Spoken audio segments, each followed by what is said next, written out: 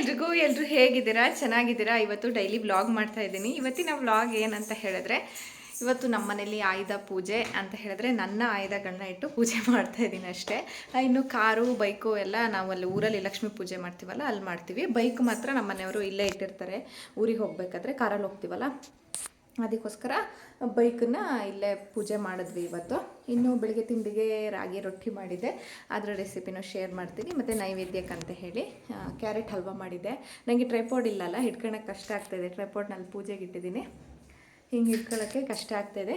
ಇನ್ನು ನಿಮಗೆ ರಾಗಿ ರೊಟ್ಟಿ ಮತ್ತು ಕ್ಯಾರೆಟ್ ಹಲ್ವಾದ ರೆಸಿಪಿ ತೋರಿಸ್ಬಿಟ್ಟು ವೀಡಿಯೋನ ಸ್ಟಾರ್ಟ್. ಫಸ್ಟ್ ನಾನಿಲ್ಲಿ ಒಂದು ಪಾತ್ರೆಗೆ 2 ಲೋಟ ನೀರನ್ನು ಹಾಕ್ಕೊತಾ ಇದ್ದೀನಿ. ಆ ನೀರು ಜೊತೆಗೆ 1 ಸ್ಪೂನ್ ಆಗೋಷ್ಟು ಉಪ್ಪನ್ನು ಸೇರಿಸ್ಕೊತಾ ಇದ್ದೀನಿ. ಉಪ್ಪು ಮತ್ತು ಸ್ವಲ್ಪ ಎಣ್ಣೆನ ಸೇರಿಸ್ಕೊಂಡ್ಬಿಟ್ಟು ಸ್ವಲ್ಪ ಬಿಸಿ ಆಗೋ ತನಕ ಕಾಯಿಸ್ಬೇಕಾಗುತ್ತೆ. ನಾನಿಲ್ಲಿ ಕ್ಯಾರೆಟ್ನ ತುರಿದು ತೊಗೊಂಡಿದ್ದೀನಿ. ಕ್ಯಾರೆಟು ತುಂಬ ಇತ್ತು. ಕ್ಯಾರೆಟು ರಾಗಿ ರೊಟ್ಟಿಗೆಲ್ಲ ಹಾಕಿದ್ರೆ ತುಂಬ ಚೆನ್ನಾಗಿರುತ್ತೆ. ನೀವು ಕ್ಯಾರೆಟು, ಕ್ಯಾಬೇಜು ಮತ್ತು ಸ್ವಲ್ಪ ಕೊತ್ತಂಬರಿ ಸೊಪ್ಪನ್ನು ಸೇರಿಸ್ಕೊಬೋದು. ನಾನಿಲ್ಲಿ 2 ಲೋಟ ನೀರಿಗೆ 2 ಲೋಟ ಆಗೋಷ್ಟು ಹಿಟ್ಟನ್ನು ಸೇರಿಸ್ಕೊತಾ ಇದ್ದೀನಿ. ನೀವು ರಾಗಿ ರೊಟ್ಟಿ ಮಾಡಬೇಕಾದ್ರೆ ಈ ರೀತಿ ಸೇರಿಸ್ಕೊಳ್ಳಿ. ರಾಗಿ ಮುದ್ದೆ ಬೇರೆ ಏನಾದರೂ ಮಾಡಬೇಕಂದ್ರೆ 2 ಲೋಟ ನೀರಿಗೆ 1 ಲೋಟ ಹಿಟ್ಟನ್ನು ಸೇರಿಸ್ಕೊಬೇಕಾಗತ್ತೆ. ರಾಗಿ ರೊಟ್ಟಿ ಮಾಡಬೇಕಾದ್ರೆ ಈ ಥರ ಸೇರಿಸ್ಕೊಂಡ್ರೆ ನಿಮಗೆ ಹದ ಕರೆಕ್ಟಾಗಿ ಬರುತ್ತೆ. ಇದನ್ನು ಸ್ವಲ್ಪ ಹೊತ್ತು ಮುಚ್ಚಿಡ್ಬೇಕು, ಹಾಗೆ ಅದು ಬೇಯಲಿಕ್ಕೆ. ಅಂದರೆ ಜಾಸ್ತಿ ಹೊತ್ತು ಮುಚ್ಚಿಡಬೇಡಿ, ಸ್ವಲ್ಪ ಹೊತ್ತು ಸಾಕು. ಆಮೇಲೆ ಸ್ವಲ್ಪ ಲೋ ಫ್ಲೇಮಲ್ಲಿ ಇಟ್ಬಿಟ್ಟು ಇದನ್ನು ಚೆನ್ನಾಗಿ ತಿರುಗಿಸಿ ಹಾಕಬೇಕು. ನೀವು ಇದರಲ್ಲೇ ನಾದ್ಕೊಳೋದಾದರೆ ನಾದ್ಕೋಬೋದು. ಇದು ಪಾತ್ರೆ ತುಂಬ ಬಿಸಿ ಇದೆ, ಅದಕ್ಕೋಸ್ಕರ ನಾನು ಪ್ಲೇಟಿಗೆ ಹಾಕಿ ನಾದ್ಕೊತಾ ಇದ್ದೀನಿ. ಸ್ವಲ್ಪ ನೀರು ಮುಟ್ಕೊಂಡು ಇಲ್ಲ ಎಣ್ಣೆ ಮುಟ್ಕೊಂಡು ನಾದ್ಕೊಬೋದು. ನಾನಿಲ್ಲಿ ನೀರು ಮುಟ್ಕೊಂಡು ಚೆನ್ನಾಗಿ ನಾದ್ಕೊತಾ ಇದ್ದೀನಿ. ನೋಡ್ತಾ ಇದ್ದೀರಲ್ಲ ಯಾವ ಥರ ನಾದ್ಕೊತಾ ಇದ್ದೀನಿ ಅಂತ. ಸ್ವಲ್ಪ ನಿಮಗೇನಾದರೂ ನೀರು ಅನ್ನಿಸ್ತು ಅಂತ ಹೇಳಿದ್ರೆ ಸ್ವಲ್ಪ ಹಿಟ್ಟನ್ನು ಸೇರಿಸ್ಕೊಬೋದು. ಇಲ್ಲ ನಿಮಗೆ ಗಟ್ಟಿ ಅನ್ನಿಸ್ತು ಅಂತ ಹೇಳಿದ್ರೆ ಸ್ವಲ್ಪ ನೀರನ್ನು ಸೇರಿಸ್ಕೊಬೋದು, ಏನೂ ತೊಂದರೆ ಇಲ್ಲ. ಆಮೇಲೆ ಇನ್ನೊಂದು ಸರಿ ನೀವು ಬೇಯಿಸೋದ್ರಿಂದ ಈ ಥರ ಮಾಡಿಕೊಂಡ್ರೆ ಏನೂ ತೊಂದರೆ ಇಲ್ಲ. ಇದನ್ನು ಚೆನ್ನಾಗಿ ನಾದಬೇಕು. ಚಪಾತಿ ಹಿಟ್ಟು ಹೆಂಗೆ ನಾದ್ತೀವಲ್ಲ ಅದೇ ಥರ ನಾದಬೇಕು. ಆವಾಗ ನಿಮಗೆ ಚೆನ್ನಾಗಿ ರೊಟ್ಟಿ ಬರುತ್ತೆ. ಇಲ್ಲ ಅಂತ ಹೇಳಿದ್ರೆ ಕಟ್ ಆಗೋ ಚಾನ್ಸಸ್ ಇರುತ್ತೆ. ಮತ್ತು ಲಟ್ಸಿದ್ರೂ ಅಷ್ಟೇ ತುಂಬ ಚೆನ್ನಾಗಿರುತ್ತೆ, ಉಬ್ಬಿ ಬರುತ್ತೆ.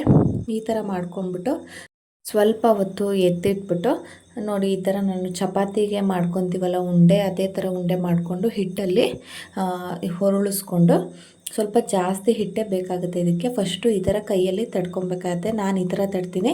ನೀವು ಡೈರೆಕ್ಟಾಗಿ ಲಾಟ್ತೀನಿ ಅಂತ ಹೇಳಿದ್ರೆ ಲಟ್ಟಣಿಗೆಯಲ್ಲಿ ಲಾಟ್ಕೊಬೋದು. ಆಮೇಲೆ ಈ ಥರ ಲಟ್ಟಣಿಗೆಯಲ್ಲಿ ಒಂದು 4 ಸರಿ ಈ ಥರ ಲಟ್ಟಿಸ್ಕೊಂಡ್ಬಿಟ್ರೆ ತುಂಬ ಚೆನ್ನಾಗಿ ರಾಗಿ ರೊಟ್ಟಿ ರೆಡಿ ಆಗುತ್ತೆ. ನೋಡಿ ಈ ಥರ ಬರುತ್ತೆ. ಇದಕ್ಕೆ ನೀವು ಎಣ್ಣೆನೂ ಸೇರಿಸ್ಕೊಬೋದು, ತುಪ್ಪನೂ ಸೇರಿಸ್ಕೊಬೋದು. ನಾನು ಸ್ವಲ್ಪ ತುಪ್ಪ ಸ್ವಲ್ಪ ಎಣ್ಣೆನ ಸೇರಿಸ್ಕೊತೀನಿ. ನನ್ನ ಮಗಳಿಗಾದರೆ ಸ್ವಲ್ಪ ತುಪ್ಪ ಹಾಕಿ ಮಾಡಿಕೊಡ್ತೀನಿ. ಅವಳಿಗೆ ಎಣ್ಣೆ ಅಷ್ಟೊಂದು ಒಳ್ಳೆಯದಲ್ಲ, ಅದಕ್ಕೆ ಸ್ವಲ್ಪ ತುಪ್ಪ ಇಲ್ಲ ಬೆಣ್ಣೆನ ಹಾಕಿ ಮಾಡಿಕೊಡ್ತೀನಿ. ಮತ್ತು ನೀವು ಸ್ವಲ್ಪ ಒಂದು ಥಂಡಿ ಬಟ್ಟೆ ಮಾಡಿಕೊಂಡು, ಕಾಟನ್ ಬಟ್ಟೆ ಮಾಡಿಕೊಂಡು ಈ ಥರ ಮೇಲ್ಗಡೆ ಒತ್ಕೊಬೇಕಾಗತ್ತೆ. ಅದು ಸ್ವಲ್ಪ ಡ್ರೈ ಇರುತ್ತಲ್ಲ ಮೇಲ್ಗಡೆ, ನಾವು ಲಟ್ಟಿಸ್ಬೇಕಾದ್ರೆ ಹಿಟ್ಟು ಹಾಕಿರ್ತೀವಲ್ವ ಅದೆಲ್ಲ ಡ್ರೈ ಆಗಬೇಕು ಅಂತ ಹೇಳಿದ್ರೆ ಈ ಥರ ಥಂಡಿ ಬಟ್ಟೆ ಮಾಡಿ ಇದು ಮಾಡಬೇಕಾಗತ್ತೆ. ಇಷ್ಟು ರಾಗಿ ರೊಟ್ಟಿ ರೆಡಿ ಆಯಿತು. ಇನ್ನು ನೆಕ್ಸ್ಟು ಕ್ಯಾರೆಟ್ ಹಲ್ವಾ ಮಾಡೋಣ ಅಂತ ರೆಡಿ ಮಾಡ್ಕೊತಾ ಇದ್ದೀನಿ.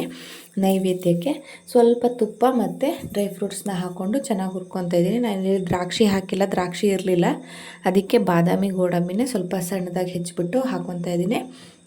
ನಾನು ಸ್ವಲ್ಪ ಡ್ರೈ ಆಗ್ತಿದ್ದಂಗೆ ಅದೇ ತುಪ್ಪಕ್ಕೆ ನೀವು ಕ್ಯಾರೆಟ್ ತುರಿದಿರ್ತೀರಲ್ವ ಅದನ್ನ ಹಾಕ್ಕೊಳ್ಳಿ. ಕ್ಯಾರೆಟನ್ನು ಅಷ್ಟೇ ಸ್ವಲ್ಪ ಬಾಡೋವರೆಗೂ ಚೆನ್ನಾಗಿ ಹುರ್ಕೊಬೇಕಾಗತ್ತೆ. ಕ್ಯಾರೆಟ್ ಹಲ್ವಾ ಅಂದರೆ ನನಗೆ ತುಂಬ ಇಷ್ಟ, ತುಂಬ ಚೆನ್ನಾಗಾಗುತ್ತೆ. ನಾನಿಲ್ಲಿ ಕ್ಯಾರೆಟ್ ಹಲ್ವಕ್ಕೆ ಸಕ್ಕರೆ ಏನು ಯೂಸ್ ಮಾಡ್ತಾಯಿಲ್ಲ, ಬೆಲ್ಲ ಯೂಸ್ ಮಾಡ್ತಾಯಿದ್ದೀನಿ. ನೀವು ಬೇಕು ಅಂತ ಹೇಳಿದ್ರೆ ಡೇಟ್ಸ್ನೂ ಯೂಸ್ ಮಾಡ್ಬೋದು. ಈಗ ಸ್ವಲ್ಪ ತುಪ್ಪ ಹಾಕ್ಕೊಂಡು ಚೆನ್ನಾಗಿ ಹುರ್ಕೊಬೇಕು. ಹಲ್ವಕ್ಕೆಲ್ಲ ತುಪ್ಪನೇ ಮೇಯ್ನ್ ಅಲ್ಲ, ತುಪ್ಪ ಹಾಕಿದ್ರೇ ಹಲ್ವ ತುಂಬ ಚೆನ್ನಾಗಿ ಬರೋದು. ನೋಡಿ ಸ್ವಲ್ಪ ಹೊತ್ತು ಇದೇ ಥರ ಅದನ್ನು ಬಾಡಿಸ್ಕೊಬೇಕಾಗತ್ತೆ. ಆಮೇಲೆ ನೀವು ಕಾಯಿ ಹಾಲು ಸೇರಿಸ್ಕೊಬೋದು. ಈ ಥರ ನಾರ್ಮಲ್ ಹಾಲೂ ನೀವು ಸೇರಿಸ್ಕೊಬೋದು. ನಾರ್ಮಲ್ ಈ ಥರ ಹಾಲು ಸೇರಿಸ್ಕೊಂಡ್ರೆ ತುಂಬ ಚೆನ್ನಾಗಿರುತ್ತೆ ಟೇಸ್ಟು. ಸೇರಿಸ್ಕೊಂಡು ಒಂದು ಅರ್ಧ ಗಂಟೆನಾದರೂ ಇದನ್ನು ಲೋ ಫ್ಲೇಮಲ್ಲಿಟ್ಟು ಬೇಯಿಸಬೇಕು. ಆಮೇಲೆ ಇದಕ್ಕೆ ಸ್ವಲ್ಪ ತುರಿದಿರೋಂಥ ಬೆಲ್ಲ ಹಾಕ್ತಾಯಿದ್ದೀನಿ. ಪಾಕ ಮಾಡಿ ಬೆಲ್ಲ ಹಾಕೋದಷ್ಟೇನು ಚೆನ್ನಾಗಿರಲ್ಲ, ಈ ಥರ ತುರ್ಕೊಂಡು ಹಾಕ್ಕೊಂಡ್ರೆ ಚೆನ್ನಾಗಿರುತ್ತೆ. ನೀವು ಪಾಕ ಮಾಡಿ ಹಾಕಿದ್ರೆ ಹಾಲು ಕೆಟ್ಟೋಗುತ್ತೆ ಮತ್ತು ಹಲ್ವ ಹಾಳಾಗಿಬಿಡುತ್ತೆ. ಈ ಥರ ತುರಿದು ಹಾಕೋದ್ರಿಂದ ಹಾಲು ಕೆಟ್ಟೋಗಲ್ಲ ಮತ್ತು ಬೇಗನೂ ಆಗುತ್ತೆ. ಅದು ಪಾಕ ಮಾಡಿ ತಣ್ಣಗಾಗೋ ತನಕ ಕಾಯಬೇಕಾಗುತ್ತೆ. ಈ ಥರ ಹಾಕ್ಕೊಂಡ್ರೆ ತುಂಬ ಚೆನ್ನಾಗಿರುತ್ತೆ. ಇದರಲ್ಲೇ ಸ್ವಲ್ಪ ಹೊತ್ತು ಚೆನ್ನಾಗಿ ಬೇಯಿಸಬೇಕು, ಯಾಕಂದರೆ ಸ್ವೀಟೆಲ್ಲ ಕ್ಯಾರೆಟು ಹೀರ್ಕೊಬೇಕಲ್ಲ, ತುಂಬ ಚೆನ್ನಾಗಿ ಬೇಯಿಸ್ಬೇಕಾಗುತ್ತೆ. ಇದು ಬೆಂದಾದಮೇಲೆ ಏಲಕ್ಕಿನ ಬಿಡಿಸ್ಕೊಂಡು ಹಾಕ್ಕೊತಾ ಇದ್ದೀನಿ. ಅದ್ರದ್ದು ಘಮ ಎಲ್ಲ ಬರೋ ತನಕ ಅದನ್ನು ಸ್ವಲ್ಪ ಹೊತ್ತು ತಿರ್ಸಾದ್ಮೇಲೆ ಇನ್ನು ಡ್ರೈ ಫ್ರೂಟ್ಸ್ ಹುರಿದಿರ್ತೀವಲ್ಲ ಅದನ್ನು ಸೇರಿಸ್ಕೊಂಡು ಇನ್ನೊಂದು 1/4 ಗಂಟೆ ಇದನ್ನು ಚೆನ್ನಾಗಿ ಕೈ ಆಡಿಸ್ಕೊಂಡು ಮುಚ್ಚಿಡಬೇಕಾಗುತ್ತೆ. ತುಂಬ ಚೆನ್ನಾಗಾಗುತ್ತೆ. ಇದ್ರ ಮೇಲೆ ಸ್ವಲ್ಪ ಮಿಲ್ಕ್ ಮೇಡು ಅಥವಾ ಮಿಲ್ಕ್ ಪೌಡರ್ ಸೇರಿಸ್ಕೊಂಡ್ರು ತುಂಬ ಚೆನ್ನಾಗಿರುತ್ತೆ, ತುಂಬ ಚೆನ್ನಾಗಾಗುತ್ತೆ.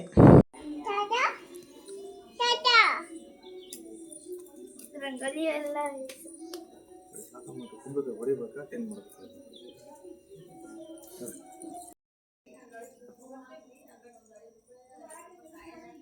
ತಾನು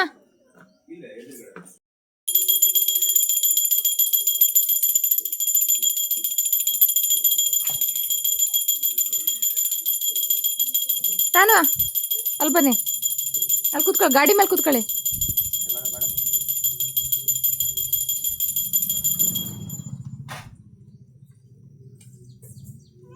ಸೂಪರು.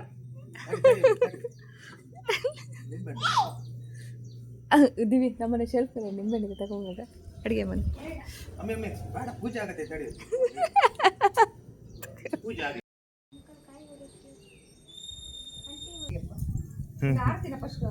ಮಾಡಿ ಆರ್ತಿನ ಬೆಳಗ್ಗೆ ಒಂಚೂರು ಬೆಳಗ್ಗೆ ಕಟ್ ಇನ್ನು ಎತ್ತಷ್ಟದು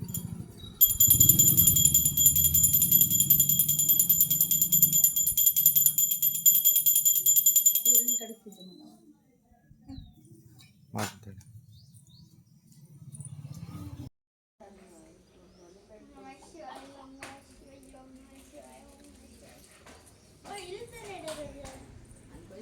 ಇಲ್ಲಿ ತಾನ್ಯ ಇಲ್ಲ. ಓ ತಾನ್ಯ ಹಾಡೆಗೆಲ್ಲ ಇಟ್ಕೊಂಡು ತಾನ್ಯ ತಾನ್ಯ ಹಾಯ್.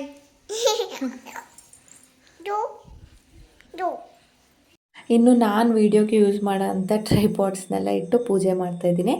ಫಸ್ಟ್ ಇಟ್ಟಿದ್ದೇನಲ್ವ ಚಿಕ್ಕದು, ಅದೇ ನಾನು ಫಸ್ಟ್ ಯೂಟ್ಯೂಬ್ ಸ್ಟಾರ್ಟ್ ಮಾಡಿದಾಗ ತೊಗೊಂಡಿದ್ದು. ಮತ್ತು ನಾನು ಚಾಕ್ಲೇಟ್ ಮಾಡ್ತೀನಲ್ವ ಆ ಮೋಲ್ಡ್ಸ್ನೆಲ್ಲ ಇಟ್ಟಿದ್ದೆ. ಮತ್ತು ಮಿಷನ್ನು ನಾವು ತೂಕ ಮಾಡೋಕ್ಕೆ ಮತ್ತು ಸೀಲ್ ಮಾಡೋಕ್ಕೆ ಯೂಸ್ ಮಾಡ್ತೀನಲ್ಲ ಅದು, ಮತ್ತು ನನ್ನ ಟೈಲರಿಂಗ್ ಮಿಷನ್ ಇತ್ತಲ್ಲ ಅದನ್ನೇ ಇಟ್ಟು ಪೂಜೆ ಮಾಡಿದೆ.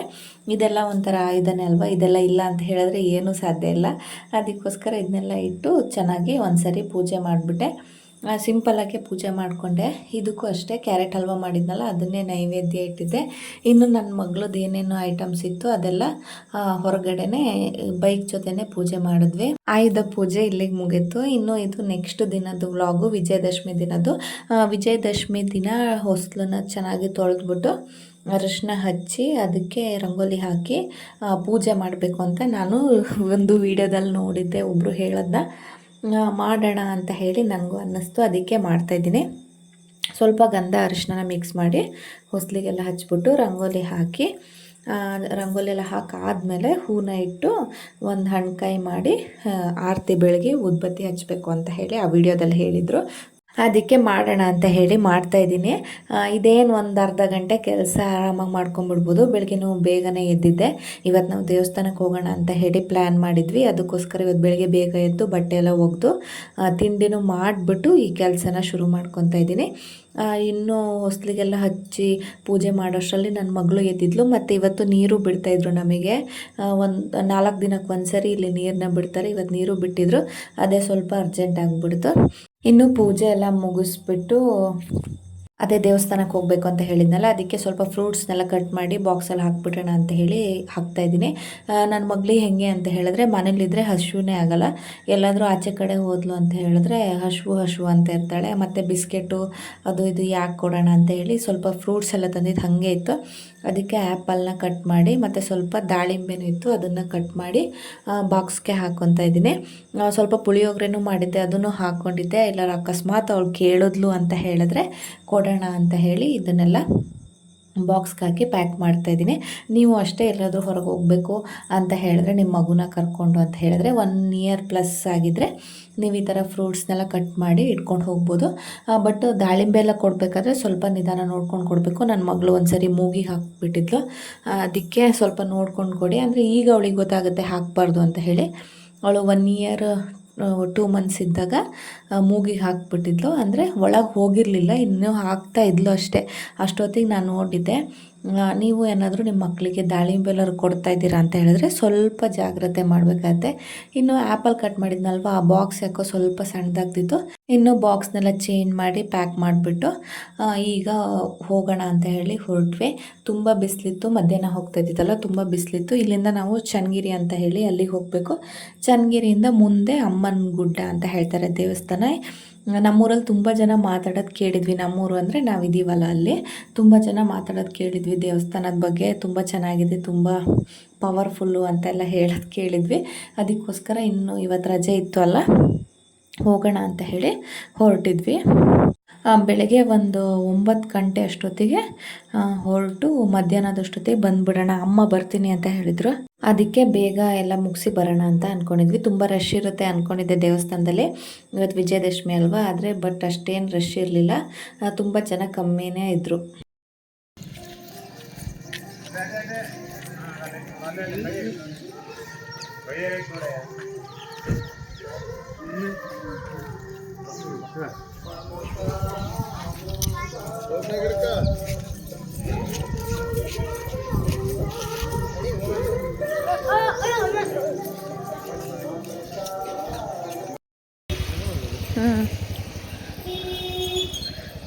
ಇದು ಗುಡ್ಡದ ಮೇಲೆ.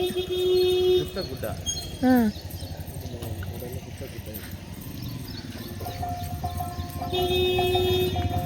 ಅಲ್ಲಿಂದ ಬರ್ಬೇಕಿತ್ತು ನಾವು.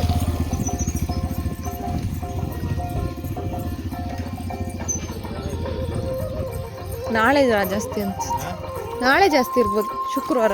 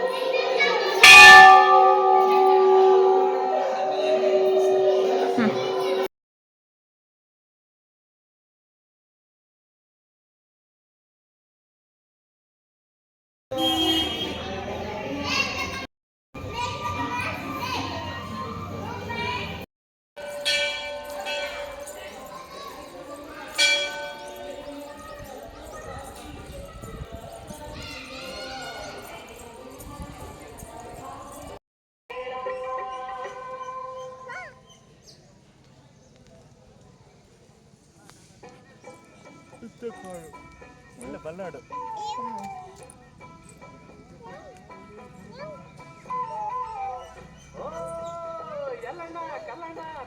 ಮನೆಯಲ್ಲ ಹೋಗೋಣ ಬರ್ರಪ್ಪ, ಬರ್ರೇ ಬರ್ರೇ. ಓ ತಾಯಿ ಎಲ್ಲವ ಕಲ್ಲ ನಿಮೆಯು ಬೆಳಗನ ಚೆಲ್ಲಿ ನಗುತ್ತೈತೆ, ಸಿರಿಮೊತ್ತೈದೆಯ ಹುಣ್ಣಿಮೆಯು ಬೆಳಗ. ಇನ್ನೂ ದೇವಸ್ಥಾನದಿಂದ ಸೀದಾ ಕೆಫೆಗೆ ಬಂದ್ವಿ. ನನಗೆ ಸ್ವಲ್ಪ ಹಸುನೇ ಆಗ್ತಾಯಿತ್ತು, ಅದಕ್ಕೋಸ್ಕರ ಪಿಜ್ಜಾ ಏನಾದ್ರು ತಿನ್ಕೊಂಡು ಹೋಗೋಣ ಅಂತ ಕೆಫೆಗೆ ಬಂದ್ವಿ. ಅವಳು ನನ್ನ ಮಗಳಿಗೆ ಐಸ್ ಕ್ರೀಮ್ ಕೊಡಿಸಿ ನಾನು ಪಿಜ್ಜಾ ತಿಂದೆ. ನಾನು ಹೀಗೆ ಅಪರೂಪಕ್ಕೆ ಯಾವಾಗಾದರೂ ತಿನ್ನೋದು, ಯಾವಾಗಲೂ ತಿನ್ನಲ್ಲ. ಇನ್ನು ಪಿಜ್ಜಾ ಎಲ್ಲ ತಿಂದ್ಕೊಂಡು ಮನೆಗೆ ಮತ್ತೆ ಮಟನ್ ತೊಗೊಂಡು ಹೋಗಿದ್ದೆ, ಅಂದರೆ ಮಧ್ಯಾಹ್ನ ಸಾಂಬಾರು ಮಾಡೋಣ ಅಂತ ಹೇಳಿ. ಇನ್ನು ಮನೆಗೆ ಬಂದು ಮಟನ್ ಸಾಂಬಾರಿಗೆಲ್ಲ ರೆಡಿ ಮಾಡ್ಕೊತಾ ಇದ್ದೀನಿ. ಪುದೀನ, ಕೊತ್ತಂಬರಿ ಮತ್ತು ಏಲಕ್ಕಿ ಹಾಕಿ ಕಾಯಿ ಹಾಲು ತೆಗೆದಿಟ್ಟಿದ್ದೀನಿ. ಆಮೇಲೆ ಸ್ವಲ್ಪ ಈರುಳ್ಳಿ, ಶುಂಠಿ, ಬೆಳ್ಳುಳ್ಳಿನ ರೆಡಿ ಮಾಡಿ ಇಟ್ಕೊಂಡಿದ್ದೀನಿ. ಮೊದಲಿಗೆ ನಾನಿಲ್ಲಿ ಮಸಾಲ ಶುಂಠಿ, ಬೆಳ್ಳುಳ್ಳಿ, ಸ್ವಲ್ಪ ಈರುಳ್ಳಿ ಮತ್ತು ನೀವು ಕೊತ್ತಂಬರಿ ಸೊಪ್ಪು, ಪುದೀನ ಸೊಪ್ಪು ತೊಗೊಂಡಿರ್ತೀರಲ್ಲ ಅದು, ನೀವು ಬೇಕಾದರೆ ಮೆಂತ್ಯ ಸೊಪ್ಪು, ಸಬ್ಬಸಿಗೆ ಸೊಪ್ಪನ್ನು ಸೇರಿಸ್ಕೊಬೋದು. ನಂಗೆ ಅಷ್ಟೊಂದು ಇಷ್ಟ ಆಗಲ್ಲ ಅದು, ಅದಕ್ಕೆ ನಾನು ಎರಡು ಸೊಪ್ಪನ್ನ ಸೇರಿಸ್ಕೊತಾ ಇದ್ದೀನಿ. ಇದನ್ನು ಚೆನ್ನಾಗಿ ತೊಳೆದ್ಬಿಟ್ಟು ಸೇರಿಸ್ಕೊಂಡು ಚೆನ್ನಾಗಿ ಪೇಸ್ಟ್ ಮಾಡಬೇಕು. ಆಮೇಲೆ ಇನ್ನೊಂದು ಕಡೆ ಕುಕ್ಕರಲ್ಲಿ ಸ್ವಲ್ಪ ಎಣ್ಣೆನ ಹಾಕಬೇಕು. ಮಟನ್ ಏನಾದರೂ ಮಾಡ್ತಾಯಿದ್ದೀವಿ ಅಂದರೆ, ಯಾಕಂತ ಹೇಳಿದ್ರೆ ಮಟನಲ್ಲಿ ತುಂಬ ಆಯಿಲ್ ಇರುತ್ತೆ. ಅದಕ್ಕೆ ಸ್ವಲ್ಪ ಆಯಿಲ್ನ ಹಾಕ್ಬಿಟ್ಟು ಇನ್ನೂ ಸ್ವಲ್ಪ ಈರುಳ್ಳಿ ಹೆಚ್ಚಿರ್ತೀವಲ್ಲ, ಫಸ್ಟು ಈರುಳ್ಳಿನ ಡ್ರೈ ಮಾಡ್ಕೊಬೇಕು. ಈರುಳ್ಳಿ ಚೆನ್ನಾಗಿ ಎಣ್ಣೆಲಿ ಡ್ರೈ ಆಯಿತು ಅಂತ ಹೇಳಿದ್ರೆ ಮಟನ್ ಸಾಂಬಾರು ಏನೋ ಒಂಥರ ಘಮ ಬರುತ್ತೆ. ಚೆನ್ನಾಗಿ ಡ್ರೈ ಮಾಡ್ಕೊತಾ ಇದ್ದೀನಿ. ನೀವು ಇದಕ್ಕೆ ತುಪ್ಪ ಬೇಕಾದರೂ ಯೂಸ್ ಮಾಡ್ಬೋದು, ತೊಂದರೆ ಇಲ್ಲ. ನಾನು ಆಯಿಲೇ ಯೂಸ್ ಮಾಡ್ತಾಯಿದ್ದೀನಿ. ಆಮೇಲೆ ನೀವು ಫಸ್ಟ್ ಪೇಸ್ಟ್ ಮಾಡಿರ್ತೀರಲ್ಲ ಪುದೀನ ಮತ್ತು ಶುಂಠಿದು ಪೇಸ್ಟು, ಅದನ್ನು ಹಾಕ್ಕೊಂಡು ಅದ್ರ ಸ್ಮೆಲ್ ಹೋಗೋ ತನಕ ಚೆನ್ನಾಗಿ ಹುರ್ಕೊಬೇಕು. ಇದೇ ಮೇಯ್ನ್ ಇಂಗ್ರೀಡಿಯೆಂಟ್ ಅಂತಲೇ ಹೇಳ್ತೀನಿ ನಾನು ಮಾಡೋ ಮಟನ್ ಸಾರಲ್ಲಿ. ಆಮೇಲೆ ಅದು ಒಗ್ಗರಣೆ ಎಲ್ಲ ಆದಮೇಲೆ ಚೆನ್ನಾಗಿ ಅರೋಮ ಬರೋಕ್ಕೆ ಸ್ಟಾರ್ಟ್ ಆದಮೇಲೆ ನೀವು ಚೆನ್ನಾಗಿ ತೊಳೆದಿರೋಂಥ ಮಟನ್ನ ಹಾಕ್ಬಿಟ್ಟು ತಿರ್ಸ್ಕೊಬೇಕಾಗತ್ತೆ. ಸ್ವಲ್ಪ ಉಪ್ಪು, ಅರಿಶಿನ ಪುಡಿನ ಸ್ವಲ್ಪ ಜಾಸ್ತಿನೇ ಸೇರಿಸಿ, ಯಾಕಂದರೆ ಅದು ತುಂಬ ಗೌಲಿರುತ್ತೆ ಅಂತ ಹೇಳಿದ್ರೆ ಸ್ಮೆಲ್ ಇರುತ್ತೆ ಅಂತ ಹೇಳಿ 1 ಲೋಟ ಆಗೋಷ್ಟು ನೀರು ಹಾಕ್ತಾಯಿದ್ದೀನಿ. ಜಾಸ್ತಿ ನೀರು ಹಾಕ್ತಾಯಿಲ್ಲ ನಾನು, ಯಾಕಂತ ಹೇಳಿದ್ರೆ ಅದು ನೀರು ಬಿಡುತ್ತೆ, ಬೆಂದಾದಮೇಲೆ ನೀರು ಬಿಡುತ್ತೆ. ಅದಕ್ಕೋಸ್ಕರ ಸ್ವಲ್ಪ ನೀರನ್ನ ಹಾಕ್ಬಿಟ್ಟು ಈ ರೀತಿ ಮುಚ್ಚಳನ ಮುಚ್ತಾಯಿದ್ದೀನಿ. ಇದು ಹೊಸ ಕುಕ್ಕರು, ಲಾಸ್ಟ್ ವೀಡಿಯೋದಲ್ಲಿ ತೋರಿಸಿದ್ನಲ್ಲ, ಅದು ತುಂಬ ಚೆನ್ನಾಗಿದೆ. ಇನ್ನು ಈ ಕಡೆ ಸ್ವಲ್ಪ ಮಸಾಲೆ ರೆಡಿ ಮಾಡ್ಕೊತಾ ಇದ್ದೀನಿ. 1-2 ಸ್ಪೂನ್ ಆಗೋಷ್ಟು ಕೊತ್ತಂಬರಿ, 1 ಸ್ಪೂನ್ ಆಗೋಷ್ಟು ಜೀರಿಗೆ, ಮತ್ತು 1 ಸ್ಪೂನ್ ಆಗೋಷ್ಟು ಕಾಳು ಮೆಣಸು, ಆಮೇಲೆ ಸ್ವಲ್ಪ ಚಕ್ಕೆ, ಆಮೇಲೆ ನೀವು ಏಲಕ್ಕಿ ಅದನ್ನು ಕಾಯಿ ಹಾಲಲ್ಲೇ ಸೇರಿಸ್ಕೊಂಡಿದ್ದೆ, ನೀವು ಇದಕ್ಕೆ ಬೇಕಾದ್ರೆ ಸೇರಿಸ್ಕೊಬೋದು. ಸ್ವಲ್ಪ ಜಾಪತ್ರೆ ಮತ್ತು ಪಲಾವ್ ಎಲೆನ ಹಾಕ್ಕೊಂಡು ಹುರ್ಕೊತಾ ಇದ್ದೀನಿ. ಇದು ಚೆನ್ನಾಗಿ ಹುರಿಯಂಗಾದಮೇಲೆ ಮಟನ್ ಮಸಾಲ ಮತ್ತು ಒಂದು ಸ್ವಲ್ಪ ಹುರ್ಗಡ್ಲೆನ ಸೇರಿಸ್ಕೊಬೇಕು. ಹುರ್ಗಡ್ಲೆ ಸೇರಿಸೋದ್ರಿಂದ ಸಾಂಬಾರು ಸ್ವಲ್ಪ ತಿಕ್ಕಾಗಿ ಬರುತ್ತೆ, ಜಾಸ್ತಿ ನೀರಾಗಲ್ಲ. ಆಮೇಲೆ ನಾನು ಮನೆಯಲ್ಲೇ ಮಾಡಿರುವಂಥ ಸಾಂಬಾರು ಪೌಡರು ಇದಿಷ್ಟನ್ನು ಹಾಕಿ ಚೆನ್ನಾಗಿ ತಿರ್ಸ್ಕೊಂಬಿಟ್ಟು ಪೇಸ್ಟ್ ಮಾಡಬೇಕು. ಇದಕ್ಕೆ ಸ್ವಲ್ಪ ನೀರು ಹಾಕ್ಬಿಟ್ಟು ಪೇಸ್ಟ್ ಮಾಡ್ಕೊಬೇಕು. ಇನ್ನು ಕುಕ್ಕರ್ ಮಾಡಿರೋಂಥ ಮಟನ್ನು ಏನು ಬೇಯಿಸಿದ್ನಲ್ಲ ಅದನ್ನು ಪಾತ್ರೆಗೆ ಹಾಕ್ಕೊತಾ ಇದ್ದೀನಿ. ಕುಕ್ಕರ್ ಯಾಕೋ ಸಣ್ಣ ಆಯಿತು ಅಂತ ಅನ್ನಿಸ್ತು, ಅದಕ್ಕೆ ಪಾತ್ರೆಗೆ ಹಾಕ್ಕೊಂಡು ಚೆನ್ನಾಗಿ ಬೆಂದಿದೆ ಅಂತ ನೋಡಿದ್ಮೇಲೆ ಈ ಖಾರ ಏನು ರುಬ್ಬಿರ್ತೀನಲ್ಲ ಅದನ್ನು ಇದಕ್ಕೆ ಹಾಕ್ಕೊತಾ ಇದ್ದೀನಿ. ಇದಕ್ಕೆ ಕಾಯಿ ಏನೂ ಹಾಕಿಲ್ಲ, ಅದಕ್ಕೆ ಬೇಗ ನುಣ್ಣಗಾಗ್ಬಿಡುತ್ತೆ. ಕಾಯೆಲ್ಲ ಹಾಕಿದ್ರೆ ತುಂಬ ಹೊತ್ತಬೇಕು. ಕಾಯಿ ಹಾಕಿ ಮಾಡೋಕ್ಕಿಂತ ನೀವು ಈ ಥರ ಕಾಯಿ ಹಾಲು ತೆಗೆದು ಮಾಡಿದ್ರೆ ಮಟನ್ ಸಾರು ತುಂಬ ಚೆನ್ನಾಗಿರುತ್ತೆ. ಮತ್ತು ಇದಕ್ಕೆ ನಾನು ಖಾರ ಏನೂ ಹಾಕಿಲ್ಲ ಅಂತ ನೀವು ನೋಡ್ತಾ ಇದ್ದೀರಲ್ಲ, ಖಾರ ಗರಂ ಮಸಾಲದಲ್ಲೇ ತುಂಬ ಖಾರ ಇರುತ್ತೆ. ಅಂದರೆ ಮಟನ್ ಮಸಾಲ ಹಾಕಿದ್ನಲ್ಲ ಅದು ಸಿಕ್ಕಾಪಟ್ಟೆ ಖಾರ ಇರುತ್ತೆ. ಹಾಗೂ ನಿಮಗೆ ಖಾರ ಬೇಕು ಅಂತ ಹೇಳಿದ್ರೆ ಖಾರ ಹಾಕ್ಕೊಬೋದು. ನಾನು ಅದು 1 ಪ್ಯಾಕ್ ಯೂಸ್ ಮಾಡಿರೋದ್ರಿಂದ ಖಾರ ತುಂಬ ಇರುತ್ತೆ ಅದರಲ್ಲಿ. ಆಮೇಲೆ ಸ್ವಲ್ಪ ಮೇಲ್ಗಡೆ ಕಾಯಿ ಹಾಲನ್ನು ಹಾಕಿ ಚೆನ್ನಾಗಿ ಕುದಿಸ್ಬೇಕು. ಇದು ಫಸ್ಟಿಗೆ ನೀರು ಥರ ಕಾಣುತ್ತೆ, ಆಮೇಲೆ ಬಿಸಿ ಆಗ್ತಾ ಅದು ಹುರ್ಗಡ್ಲೆ ಹಾಕಿರೋದ್ರಿಂದ ನಿಮಗೆ ತಿಕ್ನೆಸ್ ಬರುತ್ತೆ ಜಾಸ್ತಿ. ಮತ್ತು ಹುರ್ಗಡ್ಲೆ ಹಾಕೋಕ್ಕೆ ಹೋಗ್ಬೇಡಿ, 1 ಸ್ಪೂನ್ ಹಾಕಿ. ಇನ್ನೂ ತುಂಬ ತಿಕ್ಕಾದರೆ ಚೆನ್ನಾಗಿರಲ್ಲ. 1 ಸ್ಪೂನ್ ಆಗೋಷ್ಟು ನಾನು ಹಾಕಿದ್ದೀನಿ. ಮತ್ತು ಒಂದು ಕಡೆ ರಾಗಿ ಮುದ್ದೆ ಮಾಡೋಣ ಅಂತ ಆ ಕಡೆ ಬೇಯ್ದಕ್ಕೂ ಇಟ್ಕೊಂಡಿದ್ದೀನಿ. ಲಾಸ್ಟಿಗೂ ಮಟನ್ ಸಾಂಬಾರು ರೆಡಿ ಆಗಿಬಿಡ್ತು. ತುಂಬ ಚೆನ್ನಾಗಿ ಬಂದಿತ್ತು ಸಾಂಬಾರು. ನನಗೆ ಮಟನ್ ಸಾಂಬಾರು ಅಂದರೆ ತುಂಬ ಇಷ್ಟ, ಚಿಕನ್ಗಿಂತನೂ ಮಟನ್ ಅಂದರೆ ಸಿಕ್ಕಾಪಟ್ಟೆ ಇಷ್ಟ. ಇನ್ನು ಮುದ್ದೆ ಮಾಡಿದ್ನಲ್ಲ ನಮ್ಮ ಮನೆಯವರಿಗೆ ಹಾಕ್ಕೊಡೋಣ ಅಂತ ಹೇಳಿ ಮುದ್ದೆ ಹಾಕ್ಬಿಟ್ಟು ಸಾಂಬಾರನ್ನ ಹಾಕಿ ಕೊಟ್ಟೆ. ತುಂಬ ಚೆನ್ನಾಗಾಗಿತ್ತು ಟೇಸ್ಟು. ನೀವು ಒಂದ್ಸರಿ ಈ ಥರ ಟ್ರೈ ಮಾಡಿ ನೋಡಿ, ತುಂಬ ಚೆನ್ನಾಗಾಗುತ್ತೆ. ಇದರಲ್ಲಿ ಮಟನ್ ಕೀಮಾ ಅಂತ ಹೇಳಿ ಮಾಡ್ತಾರೆ, ಅದನ್ನು ಇನ್ನೊಂದು ಸರಿ ಟ್ರೈ ಮಾಡಬೇಕು ನಾನು, ಯಾವ ಥರ ಬರುತ್ತೆ ಅಂತ ಹೇಳಿ. ಇದುವರೆಗೂ ಟೇಸ್ಟು ನೋಡಿಲ್ಲ, ಟ್ರೈನೂ ಮಾಡಿಲ್ಲ, ಅದಕ್ಕಂತ ಹೇಳಿ ಟ್ರೈ ಮಾಡಬೇಕು ಅಂತ ಇದ್ದೀನಿ.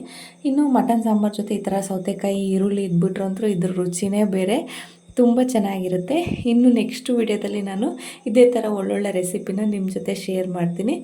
ನೋಡಿ ಎಷ್ಟು ಚೆನ್ನಾಗಿ ಕಾಣ್ತಿದೆ ಅಂತ ಹೇಳಿ. ರಾಗಿ ಮುದ್ದೆಗೆ ಮಟನ್ ಸಾರು ತುಂಬ ಒಳ್ಳೆ ಕಾಂಬಿನೇಷನ್ ಅಲ್ವಾ. ಇನ್ನು ಇವತ್ತಿನ ಊಟ ಎಲ್ಲ ಆಯಿತು. ಇವತ್ತಿನ ವ್ಲಾಗ್ನ ಇಲ್ಲಿಗೆ ಎಂಡ್ ಮಾಡ್ತಾ ಇದ್ದೀನಿ. ಇನ್ನು ನಿಮಗೆ ನೆಕ್ಸ್ಟ್ ವ್ಲಾಗಲ್ಲಿ ಸಿಗ್ತೀನಿ. ನಿಮ್ಗೇನಾದರೂ ಈ ವ್ಲಾಗ್ ಇಷ್ಟ ಆಯಿತು ಅಂತ ಹೇಳಿದ್ರೆ ಪ್ಲೀಸ್ ನನ್ನ ಚಾನಲ್ನ ಸಬ್ಸ್ಕ್ರೈಬ್ ಮಾಡ್ಕೊಳ್ಳಿ, ಮತ್ತು ಒಂದು ಲೈಕ್ ಬಟನ್ನ ಪ್ರೆಸ್ ಮಾಡಿ. ಬಾಯ್.